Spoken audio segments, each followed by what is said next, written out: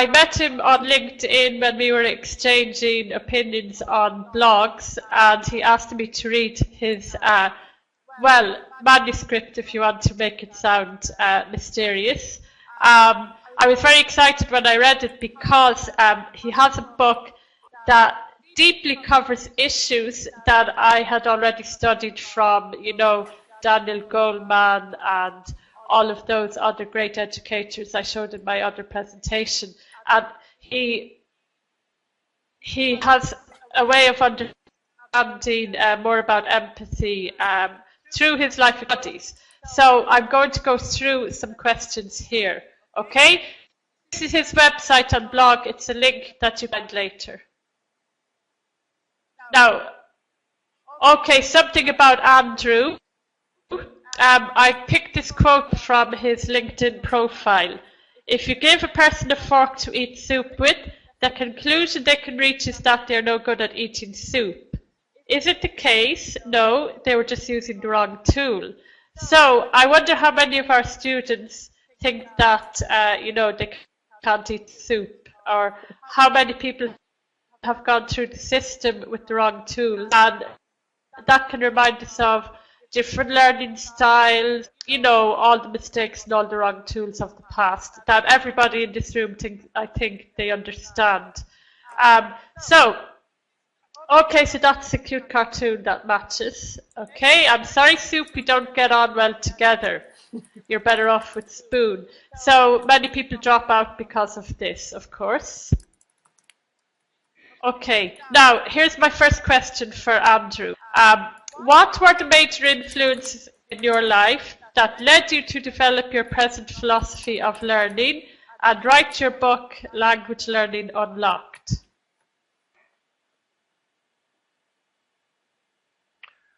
Well, that's a small question. There were quite a few, really. I guess the first one was my own sense that my life was more than what I had been experiencing up to a certain point in time. So I actually spent quite a lot of time looking around, trying to better understand myself and my place in the world. And in that quest, that's something I have been all my life, in fact, and I'm still sort of working on that area of a bit understanding who I am, where I fit, and what enables me to become a better person, fulfill the reason I ended up being on this planet. So that's one major thing that has been a major threat through my whole life. Well, starting from when I was probably... The other thing was early on in my life, I came across some really fantastic influences in my understanding of education. Probably the largest one that has impacted me was Caleb Gattegno's work that most people know as The Silent Way, but in fact, if you look behind that, there's a very well-developed philosophy of education that basically says that education is not about filling a vessel, it's about kindling a light, a flame, that then enables the person to actually learn. And what we do in that as educators is more to do with that understanding of what to do to come to awareness of what they are involved in, rather than giving them bits of information for them to memorize. That latter view has been really the education paradigm that has persisted for hundreds of years. That basically you're considered to be a good learner if you can memorize, if you can remember all these things. Whereas all of us know that learning a language is far more than that. So that particular perspective has basically driven me to all sort of manner of things in my life to try to explore what is awareness and how life and how we can develop that, and how does that interface with skills and language. So that basically, I could go on for quite a long time, but I'll stop there. Yeah. Okay. I have more questions. Okay. So anyway, a lot of what's in Andrew's book and what he was expressing to us about his kind of lifelong quest is about feelings, how feeling is so important to our learning experience. And probably most of us have gone through sometimes in school where we learned by rote or we memorized like parts and there was no feeling. You know, and maybe some of us didn't, you know, maybe we were good at school and we were able to memorize. But even if you are good at school and you're able to memorize, even if the system suits you, you're not fulfilling your true potential, and nobody is if there's no feeling. So Andrew's book talks a lot about emotions and feelings. I asked him how they differ. I'm going to ask now how emotions and feelings are different and how intellect can cloud up our minds so we cannot see the big picture. And what about intuition, the big mystery? So coming up next. Next slide. Okay, question 1. Oh, sorry. I don't know if I'm moving this. Nelly, yeah, okay. Question 1, emotions versus feelings. Sorry. Can you describe the difference between emotion and feelings and how this has a major impact on the way we learn? Sure. Most of the time we use these terms interchangeably, and I believe that they're actually quite different.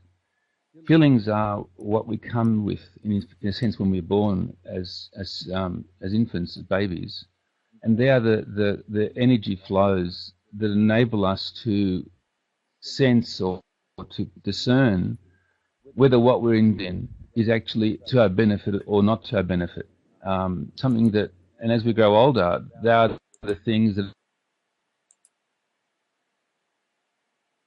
you know, attracted to that, or we feel warm, or we feel it's interesting, or alternatively, it actually repels us, and we feel that it's not comfortable. So those are the kind of feelings that I'm talking about, as opposed to emotions that they actually, more often than not, actually cloud our feelings. So the slide up there is a good one. So those kind of feelings that you see those kind of emotions, because most of those are actually emotions, not all of them, but let me a quick look at them. But these ones cloud our feelings. So if we're feeling guilty about something, or exhausted, that's more physical fact, or angry, for example, then that emotion clouds our sensitivity. And feeling is all about sensitivity, being sensitive to ourselves and our feelings. And so if we're caught up in anger, or caught up in fear, or caught up in sadness, that emotion is so strong, hands to feel what it is, what we need to be doing in that moment. We react rather than respond, and our learning as a result just gets impeded.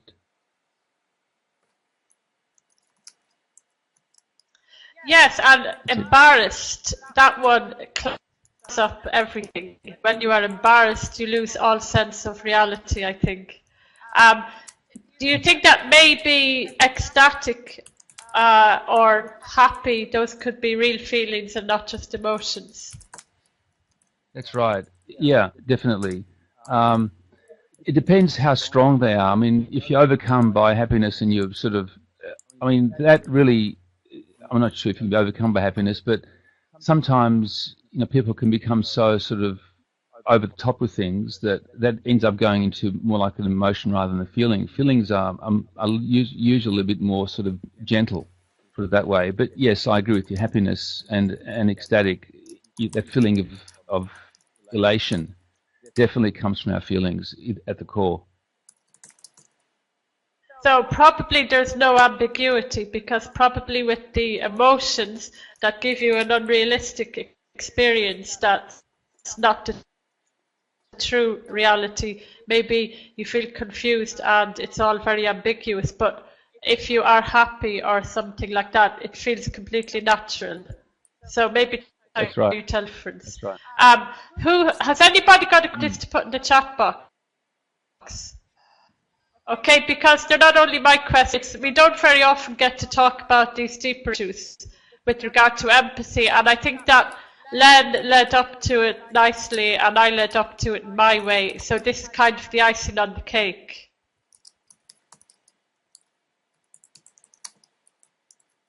If not, I have more questions. Okay, I'll go ahead. Okay, question 2. Right.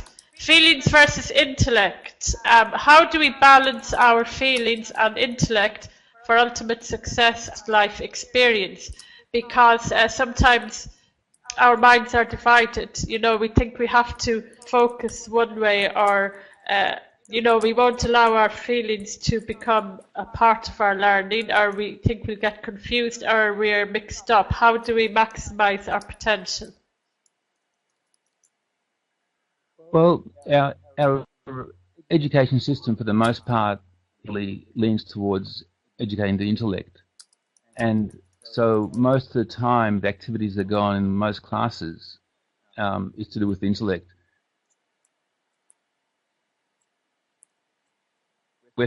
Anglo-Saxon society is leans towards the intellect. And so most of us have more difficulty expressing our emotions and feelings. So to actually be successful in whatever we do, and here we're talking, I guess, about learning more, is that we need to have a balance. And a part of that balance involves allowing our feelings to become more powerful, because our feelings, in fact, give us the direction we need to go in, whereas the intellect necessarily doesn't give us direction. It gives us the engine, as it were, not the engine, the assistance need to get where we want to go. But it's providing assistance. It's not, in a sense, leading us where we need to go. It's our feelings that will decide whether something is of value for us or not. Intellect can't really decide that. Yes. And if it does decide it, then we end up being unbalanced, because our intellect is determining whether we should study this or that, and that really is the wrong. And so we end up getting sort of lost in what we do. Yeah, and I think that our intellect is heavily influenced or even brainwashed by overbearing parents or systems who try to push us into little pigeonholes of what we should be. And if we don't do what you say, we never really know who we should be, because we only follow that intellect that was given to us by somebody else with their facts, and we never, because we don't have anything creative, we never create our own facts, somebody else's facts. So other people are lives for us when we are children.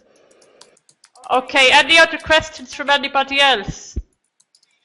So in that respect, Andrew, would you agree that examples today, like using comics and games and movies or music, like we mentioned, that all of that helps us to be creative as children or any kind of learner, and then we create our own ideas, and then our intuition will grow with the creativity? Well, they can do, but it's not necessarily the case. I mean, you know, if we're talking about teaching, I mean, it depends on, for example, where the teacher allows space for the learner to express uncertainty and to express their unsureness. So it's the relationship between the teacher and the learner which is critical in this. So what we do in the class is important, but more so in the class is whether the teacher is able to actually live with and allow the learners to actually start exploring what they actually feel about something, and to start to sort of tentatively go out there and look around. I mean, intellect can be also encouraged in that situation, but a sensitive teacher will work towards encouraging students to actually explore what does that feel for you, what does that sound like, as opposed to this is the answer. So there is it's the approach that we use in the class which I think is a critical thing, rather than exactly the activity that we're involved in. The activity is important, but it's the approaches which is far more important.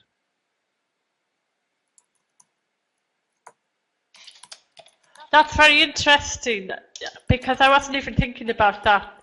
And yeah, we do. I know that personally, I think a lot about activities and I think a lot about methodology. Um, really, so you've reminded me of something very important. Yeah, it's great. Does anyone have anything to add to that? I think that there's so much for us, to ask here and listen to that is, we'll just go with that. So I like that because it's something new for me to think about. Okay, now intuition. Okay, so how can teachers help their students to learn intuitively? So um, okay, this is going into a place where we want our students to be, where they just know what to do. It's like, a child who loves to read will just pick up a book and get lost in the book. Or if they like music, they get lost in their music. We'd love them to get lost in everything we're trying to teach them. So, I mean, if you seem to know a lot about intuition, or you've experienced it, or, you've gone into this a lot and it's in your book. So what can ordinary teachers do to kind of hold of this kind of elusive quality? Yeah, well, excuse me. There are different aspects to this. One is that that when, for example, when the intellect is dominant, intuition cannot express itself. So intuition is really an outcome of our feelings, and it's the activities that we do and the kind of things that we do with our class that enable them to experience that sort of feeling. Certainly, look, I'm not saying that intellect hasn't a place. It certainly does. But I think a lot of the problems that students have and learners have is that they are predominantly trying to learn English through the intellect or language through the intellect, and as a result, they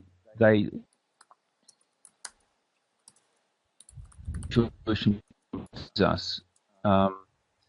So that's on a general level. On a more particular level, just give you an example. So when you're trying to learn, for example, vocabulary, and you go to a bilingual dictionary or even a monolingual dictionary, that is something, again, that has a place. I'm not saying not to do it, but when you're going there, basically you take away that ability to try to discern, to try to feel or to try to get into what that conversation is about. So a lot of my students, and I mean, this is sort of across the board, and rather than be with the conversation, be with the situation, and relax into it. And that rush into that dictionary or being freaked out because they don't understand a particular structure is the intellect. Well, it's fear, and basically it's their training that makes them rush away to try to get certainty. And the certainty comes from a dictionary or from a grammar rule, so they feel or uneasy about living with uncertainty. Is in a sense the mother of intuition. I mean, if you are certain about things, intuition can never manifest itself because allow that energy to come in for them to be sort of sensitive to what else is out there. And so uncertainty is, in a classroom, I find, is a key to enabling students to start to feel comfortable in it and start to explore where their intuition is taking them with regards to the problems that they have.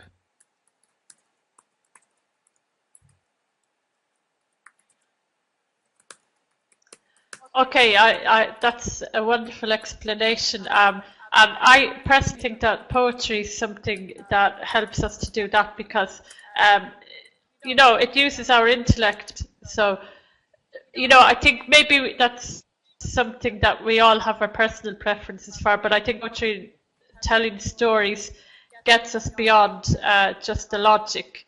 I also think mind mapping is good, and of course music. Can anybody say what they think is good for this? Or Andrew, do you think of any activities, or you think it's on the individual teacher or class? Okay, give another suggestion with regard to working it out. It's to try to get people them to see things is that Most just said on the chat thing is quite right, that over explanation is something that kills intuition. The thing is to let students work out, to actually work through a problem rather than explain it to them. Explanation is the intellect coming in, and when you work something out, you are using the intellect, but you're also using much more than the intellect, using your senses. You're using a lot of things in our capacities to work something out. So working things out is important. Now, I'm not advocating sort of random working things out, because the teacher can actually organise a classroom in a way that's quite sort of organised where you're going to with it. But at the same time, if it's too much, and so a lot of the time it's what grammar text, or even just most texts do that, they sort of over focus and over analyze and sort of make it sort of treat the students as in a sense as they were maybe too strong, as idiots, because everything is sort of so clearly laid out. Yeah. Where you need to give some sort of uncertainty there, a bit of chance for them to work at it. And that working at it is what encourages intuition, encourages other capacities that we have to come up.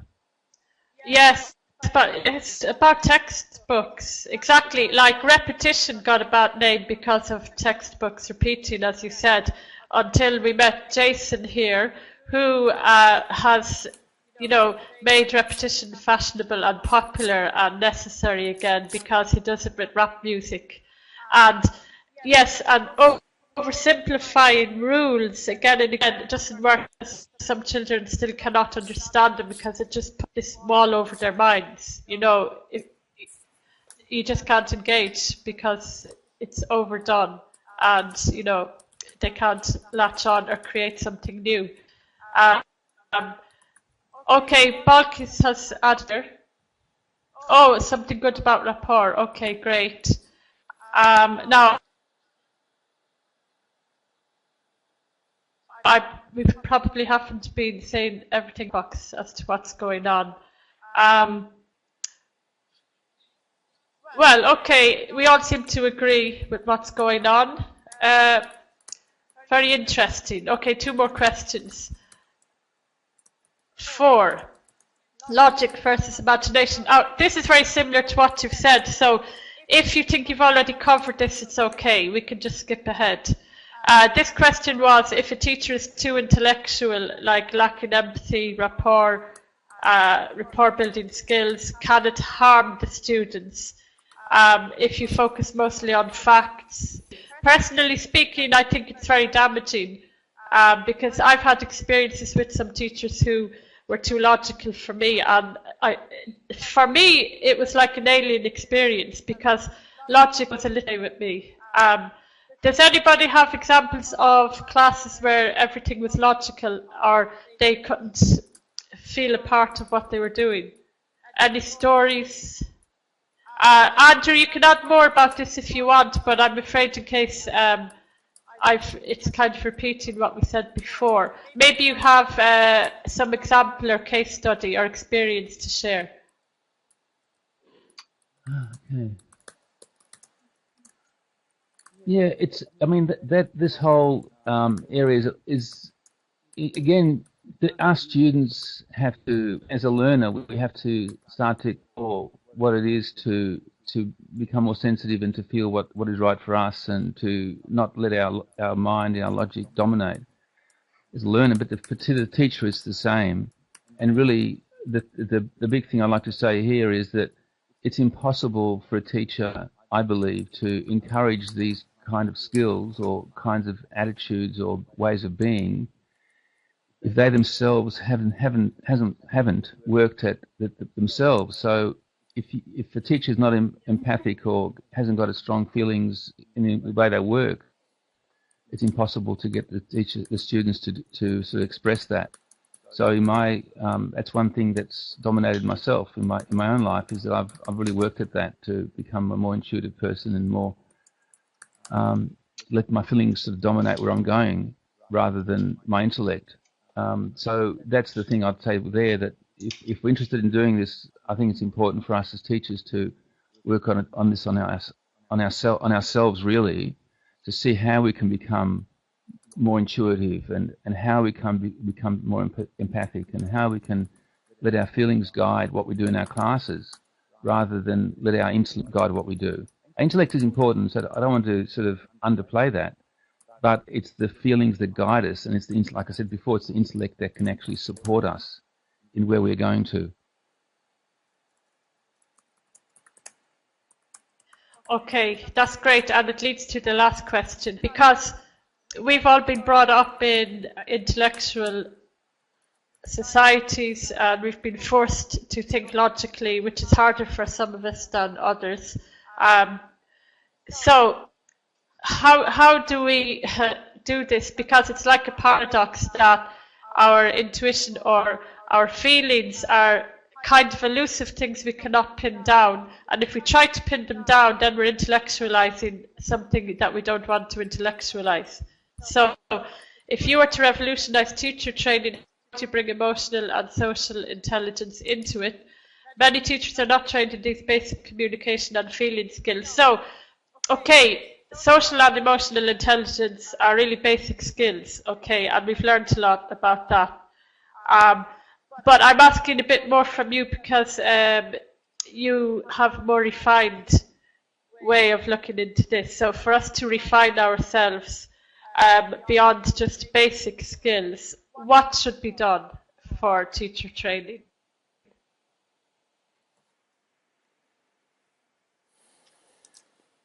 Well, it's the same with this as anything else. I mean, you can talk about it, but you can't, as I say, you can take a horse to water, but you can't make it drink.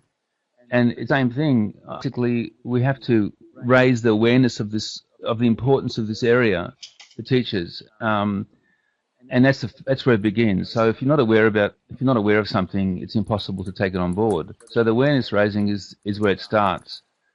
And so part of my work in the past few years has been that. So I've been active on social media, on writing books and blah, blah, blah, blah, to try to get this out there a bit more.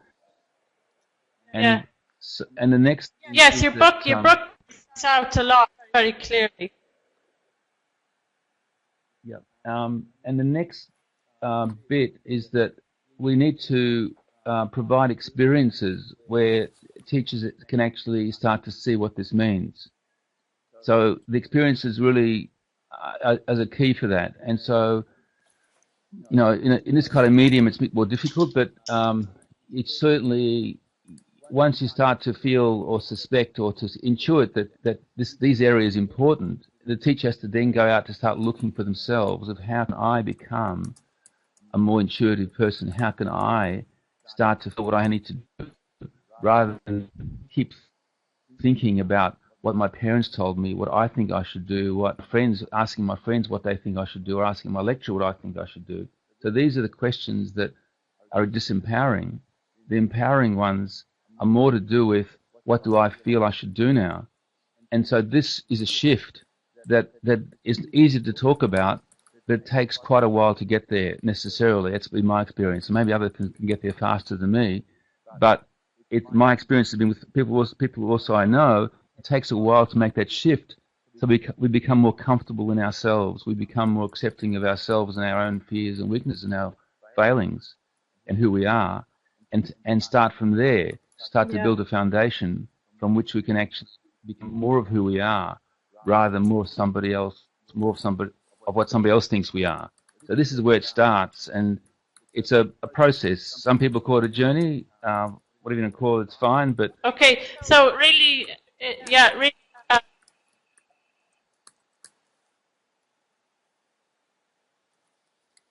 Okay, it goes back to the home and parenting as well, doesn't it? And how you grow up, really. So, maybe when more people take this seriously, there will be, well, even today, we have this today, I suppose, on some levels of helping parents, to be more natural with their children and more understand. Okay, any questions from the chat box? Okay, let me have a look. Comments from the chat box.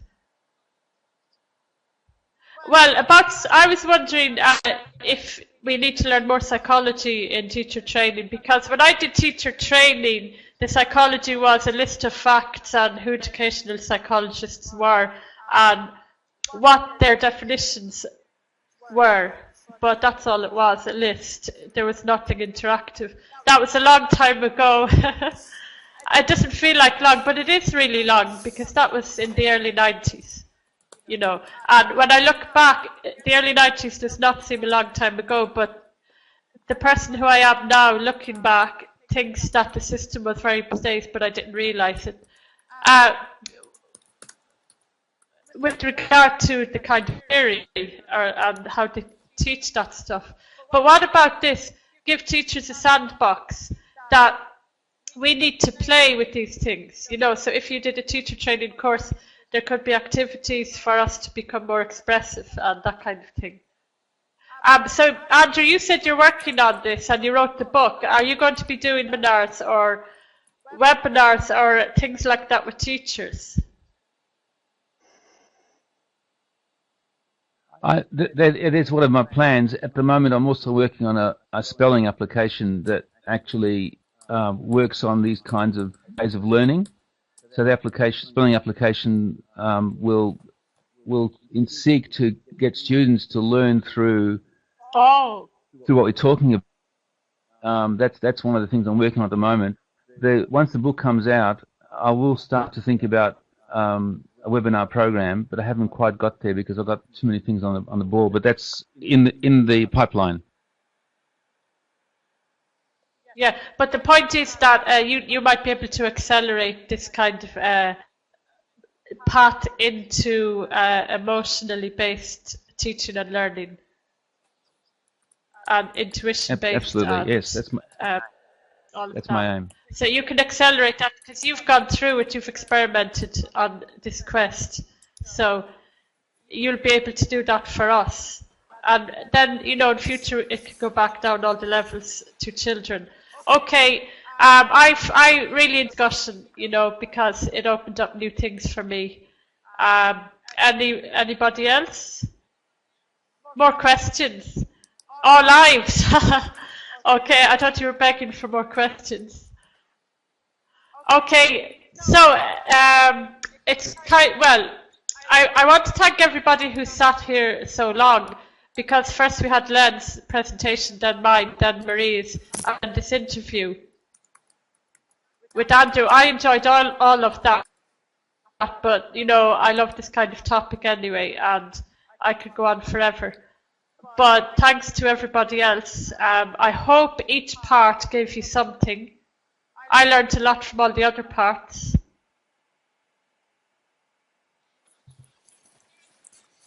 Thank you very much. Andrew, have you anything else to say then? Because I'm finished with my questions and you've shared a lot, and I really want to thank you for that.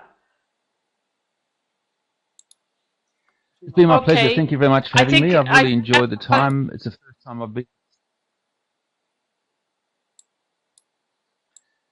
Yes, I was saying thank you. It's the first time I've been on this venue here, and I've really enjoyed it.